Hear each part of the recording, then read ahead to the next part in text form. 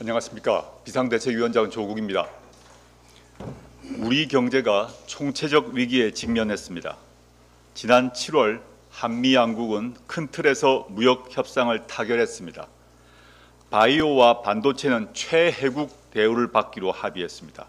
그런데 미국 정부가 후속 조치를 협상하는 과정임에도 바이오와 반도체에 대한 100% 관세 폭탄 카드로 우리를 압박하고 있습니다.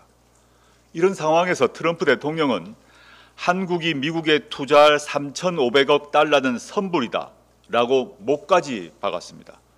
우리 돈으로 무려 약 500조 원입니다. 3,500달러를 단기간에 미국에 보낼 경우 국내 외환시장에서 원달러 환율 급등 사태가 발생할 것입니다. 한국의 외환 보유고도 바닥을 보이게 될 것입니다. 국가 간의 투자는 상호 호혜적이어야 합니다. 자본과 기술을 투자하고 이익을 공유하며 성장과 번영의 기회를 함께 만드는 것이 투자협정의 본질입니다. 관세 폭탄과 3,500억 달러 선불 압박은 투자협정의 외피를 두른 불평등 조약입니다.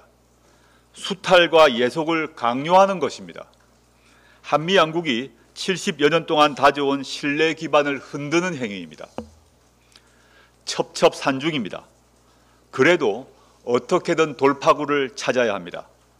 국회가 강력한 행동에 나설 때입니다. 대한민국의 경제 주권이 달린 문제입니다. 국회가 정신을 바짝 차리고 이재명 대통령에게 힘을 모아 주어야 합니다. 이 문제만큼은 여야가 따로 있을 수 없습니다. 국민과 국익을 대표하는 국회가 대한민국에 대한 일방적 대미투자 요구 즉각 철회를 결의해야 합니다. 또 대한민국 노동자들을 쇠사슬로 감은 야만적 조치에 대한 미국 정부의 공식 사과와 보완 대책도 요구해야 합니다. 최근 개혁 5당이 이러한 요구를 담은 결의안을 국회에 제출했습니다. 당장 본회의를 열어 결의안을 통과시킵시다. 그리고 그 결의안을 트럼프 대통령과 미국 정부에 보냅시다. 이재명 대통령이 국회를 지렛대 삼아 당당하게 협상할 수 있도록 힘을 모아줍시다. 우려스러운 건 국민의힘의 태도입니다. 국민의힘 국회의원들은 결의안에 단 한 명도 서명하지 않았습니다. 심지어 우리 국익을 파괴하려는 트럼프 대통령에게는 한마디도 못하면서 국익을 지키기 위해 사력을 다하는 이재명 대통령만 비판하고 있습니다. 정신 차리십시오. 귀하들은 대한민국의 국회의원입니다.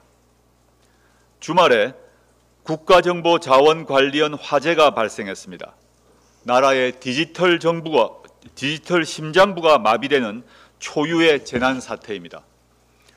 국가 안보 측면에서도 치명적인 약점을 드러낸 심각한 상황입니다. 밖으로는 한미 관세 후속 협의가 위기에 처해 있습니다. 재난, 경제, 안보 앞에서는 초당적으로 협력해야 마땅합니다. 그런데 국민의힘은 이 상황에서 장관 사퇴부터 주장하고 나섰습니다.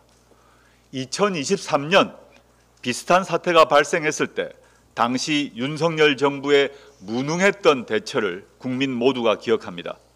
현 정부는 다릅니다. 이재명 대통령이 직접 나섰습니다.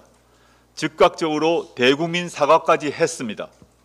굳이 지난 이상민 장관 시절을 언급하지 않겠습니다. 그 시기에 디지털 정부의 기초 체력이 모두 무너졌다는 점도 꺼내지 않겠습니다. 지금은 네 탓이 아니라 문제 해결이 먼저이기 때문입니다. 이번 사태는 현 정부만의 문제가 아니라는 점을 직시해야 합니다. 역대 정부의 안일함과 실책이 누적된 총체적 결과입니다. 이제라도 소 잃고 외양간 고치는 수준을 넘어 잃은 소도 되찾는 대혁신의 전환점을 만들어야 합니다. 조국혁신당은 실효적이고 종합적인 대책을 마련하도록 노력하겠습니다. 클라우드 이중화 조치가 이루어지지 않은 경위는 철저히 규명하겠습니다. 곧 추석 명절입니다. 국민들께서 불편함이 없도록 최선을 다하겠습니다. 감사합니다.